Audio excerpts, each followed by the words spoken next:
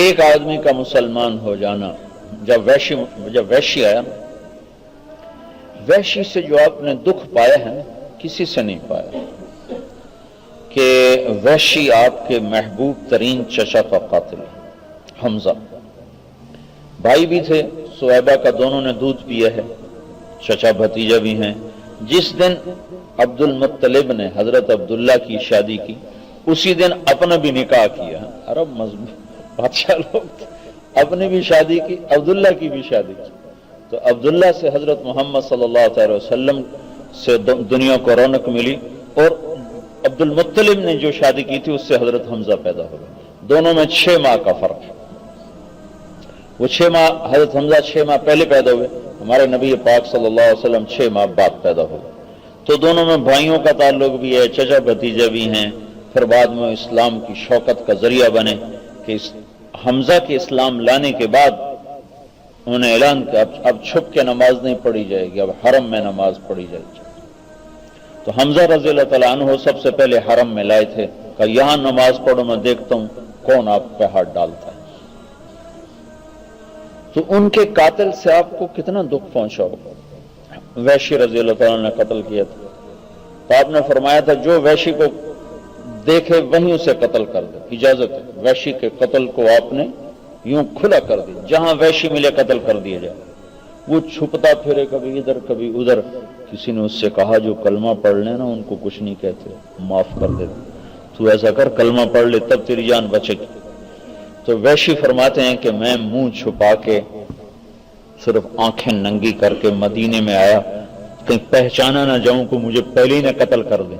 تو مسجد میں اللہ کے نبی تشریف فرما تھے، ایسے اپنے دھیان میں بیٹھے تھے، نظریں نیچے کیے، تو میں نے ایسے چہرے سے کپڑے کو ہٹا کر کہا اشہد اللہ الہ الا اللہ و اشہد انک رسول اللہ۔ اتنے زور سے میں نے کہا کہ آپ ایسے ہوئے۔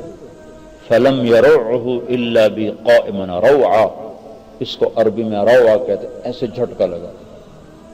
تو صحابہ کے منہ سے نکلا وحشی، آپ نہیں پہچانتے تھے، وحشی، پھک پھک تلواریں نکلیں کہ اجازت ہی نہ جہاں ملے اس کا پار کر دو۔ تو جب وہ تلواروں کی آواز نیاموں سے نکلنے کی آئی تو آپ نے فرمایا دعوہ، پیچھے ہٹ جاؤ، لاسلام رجل واحد احب الی من قتل 1000 کافر، ایک آدمی کا مسلمان ہو جانا مجھے 1000 کافروں کو قتل کرنے سے زیادہ پسند۔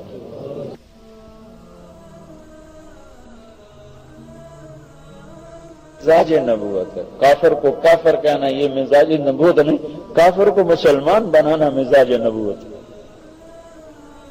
اور کہا ایسی بے بسی تھی، آپ نے کہا تمنا تو میری یہ تھی کہ تیری میری ملاقات اس کلمے پہ نہ ہوتی۔ اظہار فرمایا اپنے جذبے کا کہ میری تمنا تو یہ تھی کہ تیری میری ملاقات کلمے پہ نہ ہوتی اور میں تجھے قتل کرتا، لیکن کلمہ میرے درمیان حائل ہو گیا۔ پھر آپ نے کہا اوحشیٌ انت، تو ہی وحشی ہے؟ کہا جی ہاں۔ کہا اقعد، بیٹھو یہاں، سامنے بیٹھو۔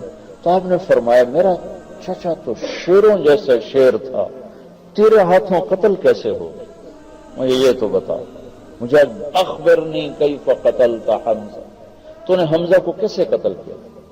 کہ یا رسول اللہ میں جبیر بن مطعم کا غلام تھا اور طعیمہ بن عدی کو قتل کیا تھا بدر کی لڑائی میں حمزہ نے۔ تو جبیر طعیمہ یہ مطعم دونوں بھائی ہیں، جبیر ان کا بھتیجا ہے طعیمہ کا۔ تو جبیر نے مجھ سے کہا تو میرے چچا کے بدلے میں محمد کے چچا کو قتل کر دے تو تجھے آزاد کر دے، یا علی کو قتل کر دے یا محمد کو قتل کر دے۔ تو وہ کہنے لگا کہ آپ کی طرف تو میں آ ہی نہیں سکتا تھا کہ مجھے پتا تھا آپ پہ تو بہت پیارا ہوگا، اور حمزہ سویا ہوا بھی ہوتا تو میں اس پہ حملہ نہیں کر سکتا تھا، اس کا ایسا روب تھا میرے اوپر، اس لیے میں دونوں کو چھوڑ کے علی کو قتل کرنے کے لیے نکلا تھا۔ اور میں کرتا ہوں چھپ کے وار، میں غافل پہ وار کر سکتا ہوں، بیدار پہ نہیں۔ تو میں نے جب غور کیا علی رضی اللہ تعالیٰ عنہ کو لڑتے ہوئے تو میں نے دیکھا کہ یہ شخص غافل نہیں، جیسے اس کی تلوار چاروں طرف گردش کر رہی ویسی اس کی نظر بھی چاروں طرف گردش کر رہی ہے، میں اس کو دھوکہ نہیں دے سکتا۔ پھر میں نکلا حمزہ رضی اللہ تعالیٰ عنہ کی تلاش میں کہ وہ آپ پہ پہنچ نہیں سکتا، اس کو یہ غافل نہیں ہے۔ پھر حمزہ کی طرف آئے تو دیکھا ان کے دونوں ہاتھوں میں تلوار تھی، وہ سیدھے ہی جا رہے تھے، دائیں بائیں کی ان کو ہوش نہ تھی۔ میں کہا بس یہ میرے خوف میں ایسا، تو میں پتھر کے پیچھے چھپ کے بیٹھ گیا۔ تو عبد العزہ بن السباع ایک قریش کا سردار تھا، وہ کہہ رہا تھا انہیں باندھ باندھ کے مارو، انہیں باندھ باندھ کے مارو۔ تو انہوں نے فرمایا میری طرف آ ختنہ کرنے والی کے بیٹے، آ گیا میں تجھے بتاتا ہوں۔ یہ وہ وقت ہے جب شکست ہو چکی تھی اور ہر طرف افراتفری مچ چکی تھی۔ میری طرف آ میں تمہیں بتاتا ہوں۔ تو وہ کہنے کہ وہ پیچھے ہٹا، وہ اس نے جو حمزہ کو دیکھا تو وہ پیچھے بھاگا، حمزہ رضی اللہ عنہ اس کی طرف بھاگے۔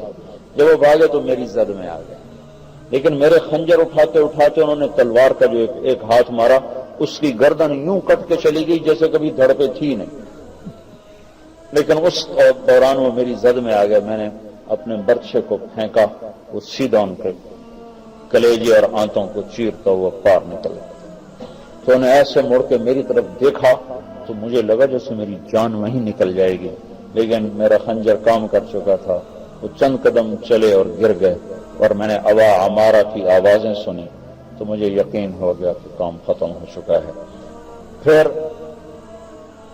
میں چلا گیا، میرا تو کوئی کام نہیں تھا لڑنے سے، میں تو آزادی چاہتا تھا، میں نے اس لیے قتل کیا تھا۔ یہ کہانی سنائی جب تو کیا دیکھا، اللہ کے نبی کی آنکھوں سے آنسوؤں کی جھڑیاں ٹپ ٹپ آنسو گر رہے تھے۔ اور آپ نے فرمایا ویحک غیب عنی وجہک، اللہ تیرا بھلا کرے میرے سامنے نہ بیٹھا کر، میرا غم تازہ ہو جاتا۔ جس کو دیکھنے سے بھی تکلیف محسوس ہوتی تھی اس کو بھی جنتی بنا دیا، اس کو بھی رضی اللہ عنہ کا سرٹیفکیٹ دلوا دیا اللہ تعالیٰ۔